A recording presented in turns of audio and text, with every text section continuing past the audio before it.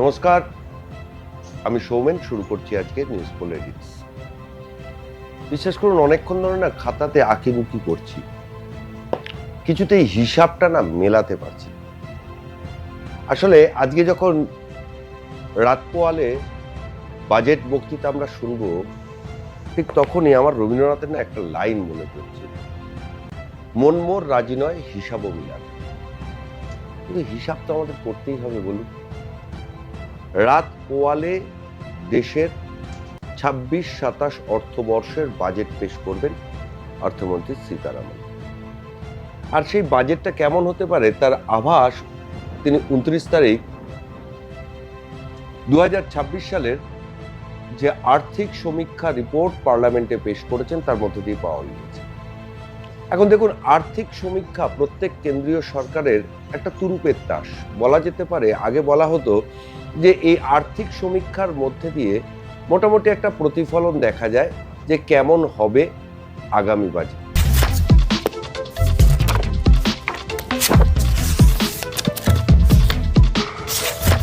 দেখুন, ২৯ তারিখে আর্থিক সমীক্ষা পার্লামেন্টে পেশ হয়েছে, আর ১ তারিখে ১ ফেব্রুয়ারি বাজেট পেশ করবেন অর্থমন্ত্রী। কিন্তু অনেকগুলো বিষয় না ভাবনাতে রয়েছে। কিরকম ভাবনাতে রয়েছে? ধরুন, তিনি বলেছেন যে এবার জিডিপি বৃদ্ধি 7.4% টার্গেট ২৬-২৭ অর্থবর্ষে।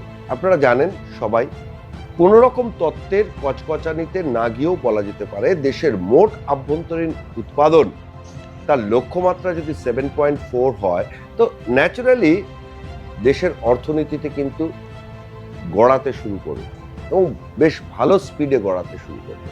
অর্থনীতির চাকা যদি স্পিডে গড়ায়, তাহলে কি সেই যে গাড়িতে যারা সওয়ারি হবে, মানে আমরা যারা দেশবাসী এই ভারতীয় অর্থনীতির গাড়িতে আমরা উঠেছি, আমাদের গাড়িটা স্পিডে গেলে মতলব যে আমরা প্রত্যেকে একটু ভালো জীবন যাপন করব, হাতে টাকা থাকবে, ব্যাংকে টাকা সঞ্চিত হবে, ক্রয় ক্ষমতা বাড়বে, ব্যবসা বাণিজ্য বাড়বে, সব ঠিক আছে। কিন্তু দেখুন, এই মুহূর্তে দাঁড়িয়ে বেশ কয়েকটা বিষয়কে চ্যালেঞ্জ এসে গিয়েছে অর্থমন্ত্রীর সামনে। বেকারত্বের হার ১ নম্বর দিক, দ্বিতীয় কথা হচ্ছে ইনফ্লেশন রেট ২ নম্বর দিক, অর্থাৎ মুদ্রাস্ফীতি, বেকারত্বের হার, এবং তৃতীয় যেটা সবচেয়ে মারাত্মক চ্যালেঞ্জ, ডলারের তুলনায় টাকার দাম অস্বাভাবিক রকমভাবে কমে যাওয়া। আর এই টাকার দাম নিয়ে একটা সুন্দর গল্প ভারতীয় রাজনীতিতে প্রচলিত আছে। কি জানেন? বলছে টাকার দাম ডলারের অনুপাতে যদি কমে যায়, তাহলে নাকি প্রধানমন্ত্রীর গুরুত্ব কমে যায়। একদম ভারতীয় সংসদীয় রাজনীতির ইতিহাসে এরকম একটা গল্প প্রচলিত আছে। গল্পটা কার দেওয়া? তৎকালীন বিজেপি নেত্রী সুষমা স্বরাজ পার্লামেন্টে দাঁড়িয়ে বলেছিলেন, ভারতের প্রধানমন্ত্রীর পদমর্যাদা অনেকটাই নির্ভর করে যে ডলারের অনুপাতে ভারতের টাকার দাম কতটা কমছে বা উঠছে তার উপর। তাহলে সেই সুষমা স্বরাজের কথাটাকে যদি আজকে আমরা বাজেটের আগের দিন ধরি, তাহলে ভারতের বর্তমান প্রধানমন্ত্রী নরেন্দ্র মোদীর পদমর্যাদা বা পজিশন অনেকটাই কমার কথা, কেননা ডলারের তুলনায় টাকার দাম অনেকটাই কমছে। ফলে মিসেস সীতারামন কিভাবে এই দিকটা, অর্থাৎ রেট অফ এক্সচেঞ্জকে তিনি অ্যাড্রেস করবেন, সেটাও কিন্তু অন্যতম চাপের বিষয়। এখন দেখুন, ফিসকাল ডেফিসিট বা আর্থিক ঘাটতি আম জনগণ বুঝবেও না, আম জনতাকে খুব একটা ম্যাটারও করে না। কিন্তু আমরা যারা একটু দেশের অর্থনীতি নিয়ে নাড়াচাড়া করি, তাদের ক্ষেত্রে ফিসকাল ডেফিসিট বা আর্থিক ঘাটতি কিন্তু একটা বিরাট ব্যাপার। কারণ রাজকোষে ঘাটতি যত কম হবে, তত উন্নয়ন খাতের বরাদ্দ বাড়বে। উন্নয়ন খাতের বরাদ্দ বাড়লে সেই উন্নয়নটা একদম ঘরে ঘরে এসে পৌঁছাবে, কর্মসংস্থান সৃষ্টি হবে, অনুসারী শিল্প তৈরি হবে, আলটিমেটলি বাজারে অর্থের ফ্লোটা বেশি আসবে।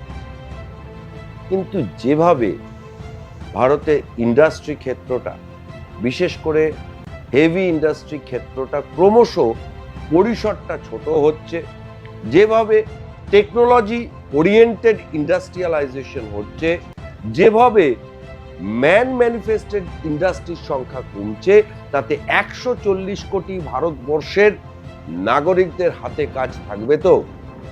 তাদের ব্যাংক ব্যালেন্স হবে তো? তারা প্রত্যেকে স্বাস্থ্য বীমা ক্রয় করতে পারবেন তো?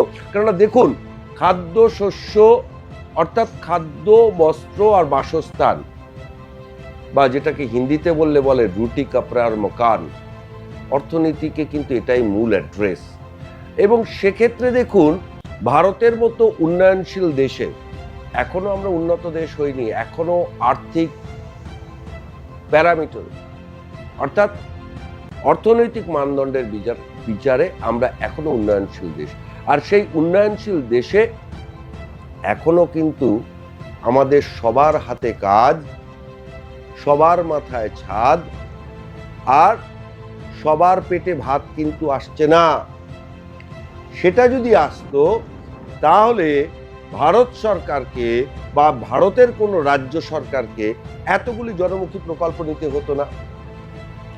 যেভাবে কর্মসংস্থান কমছে, কর্মসংস্থানের জন্য অর্থমন্ত্রী কি পারফেক্টলি ঘোষণা করছেন সেটা কিন্তু সবার নজর থাকবে। কেননা সামনেই রয়েছে বেশ কয়েকটা রাজ্যের ভোট। দেশের বাজেটে যদি কর্মসংস্থানের দিশা দেখাতে না পারে কেন্দ্রীয় সরকার, তাহলে কিন্তু ভোটমুখী রাজ্যগুলিতে তার একটা নেগেটিভ প্রভাব পড়বে বা নেতিবাচক প্রভাব পড়বে, সহজেই বলা যায়। কারণ এই কেন্দ্রের সরকার 2014 সালে যখন তারা ক্ষমতায় বসেছিল এই প্রধানমন্ত্রীর নেতৃত্বে, তখন তারা প্রতিশ্রুতি দিয়েছিল যে বছরে 2 কোটি লোকের কর্মসংস্থান। কিন্তু সত্যিই দুর্ভাগ্যের বিষয়, কি কেন্দ্রীয় সরকার বা কি ভারতের রাজ্য সরকারগুলো তারা মুখে মুখে বলে দেয় এত লোকের কর্মসংস্থান হয়েছে, এই ক্ষেত্রে এত লোকের কর্মসংস্থান হয়েছে, এই ক্ষেত্রে এত লোকের কর্মসংস্থান হয়েছে, ওই ক্ষেত্রে। কিন্তু আপনি খুব ভেবেচিন্তে দেখুন, আপনার বাড়ির বেকার যুবক যুবতীটা কি চাকরি পেয়েছে? আপনার বাড়ির বেকার যুবক যুবতীর চাকরির কি স্থায়িত্ব আছে, সুনিশ্চয়তা আছে? অনেক কোম্পানি, ছোটখাটো কোম্পানি দেখা যায় তারা এখনো ঠিকঠাক করে কর্মচারীদের নিরাপত্তাই দেয় না। তাহলে এই দিকটাও, যে ইন্ডাস্ট্রি শুধু করলে হবে না, সেই ইন্ডাস্ট্রির নিরাপত্তা আছে কিনা সেটাও কিন্তু অর্থমন্ত্রীর বাজেট বক্তৃতায় প্রতিফলিত হবে। এখন আপনি কি ভাতা দিচ্ছেন, কতগুলো রাজ্যে ট্রেন বাড়াচ্ছেন, কতগুলো প্রকল্পে শিলান্যাস করছেন, এটা কিন্তু ম্যাটার করবে। কিন্তু তার থেকেও যদি বেশি কিছু ম্যাটার করে থাকে সুনির্দিষ্ট প্রকল্প। এই 26-27 অর্থবর্ষে ভারত সরকার কত শ্রম দিবস তৈরি করবে, কত কারখানা তৈরি করবে, কত বিদেশি পুঁজির ইনভেস্টমেন্ট আসবে, ঠিক এগুলো কিন্তু সরকারের সামনে একটা বিরাট চ্যালেঞ্জ। এখন সরকার বলতেই পারে এই প্রজাতন্ত্র দিবসে ইউরোপিয়ান ইউনিয়নের প্রতিনিধিরা এসে ভারতের সঙ্গে ফ্রি ট্রেড এগ্রিমেন্ট করে গিয়েছে। হ্যাঁ, ইউরোপের দরজা ভারতীয় রপ্তানিকারকদের সামনে খুলে গেল। এখন ছোট রপ্তানিকারক থেকে মাঝারি রপ্তানিকারক সবার দরজা খুলে যাওয়াতে ইউরোপের বাজার ভারতের ধরতে সুবিধা হবে। সেই বাজার যে কোম্পানিগুলো ধরবে সেখানকার কর্মচারীরা হয়তো দুধে ভাতে থাকবেন। কিন্তু এক্সপোর্টের বাইরেও কৃষি ক্ষেত্রে কি হবে? আদেও কন্ট্রাকচুয়াল ফার্মিং যে বৃহৎ পুঁজিদের দখলে চলে গিয়েছে, তার থেকে প্রান্তিক কৃষক বাঁচবে কি করে? শুধু কৃষক সম্মান নিধি দিলে হবে না, ভাতা ভিত্তিক কৃষকদের পরিণত করলে হবে না। যারা অন্নদাতা তাদেরকে কিন্তু স্বনির্ভর করতে হবে, বাজেটে তাদের জন্য দিশা দিতে হবে। তাই বাজেটে সাধারণ মানুষ কি চায়, তার কি কি জিনিসের, নিত্য প্রয়োজনীয় জিনিসের দাম কমলো আর কি কি জিনিসের দাম বাড়লো। প্রত্যেকটা মানুষের সকালবেলা ঘুম থেকে উঠে মধ্যবিত্ত, সাধারণ নিম্নবিত্ত মানুষের বাজার যেতে হয়। বাজারে যেতে না তারা ভয় পাচ্ছেন, বাজারে লাগছে আগুনের ছ্যাঁকা, বলা ভালো দামের ছ্যাঁকা। তাই মিসেস সীতারামন, দাম আপনি কতটা নিয়ন্ত্রণে রাখতে পারছেন, কত লোককে আপনি কাজ দিতে পারছেন, শুধু ভাতা বা প্রকল্প না। হ্যাঁ, ভারতের মতো তৃতীয় বিশ্বের আর্থিক শক্তিতে ইনফ্রাস্ট্রাকচারে ডেভেলপমেন্ট হলে, ইনফ্রাস্ট্রাকচারে ইনভেস্টমেন্ট হলে, ক্যাপিটাল ইনভেস্টমেন্ট বাড়লে শ্রম দিবস তৈরি হয়। কিন্তু মাথায় রাখবেন মাননীয় অর্থমন্ত্রী, সেই শ্রম দিবস কিন্তু একটা প্রকল্প ভিত্তিক বা সময় ভিত্তিক, চাই পার্মানেন্ট কর্মসংস্থানের দিশা।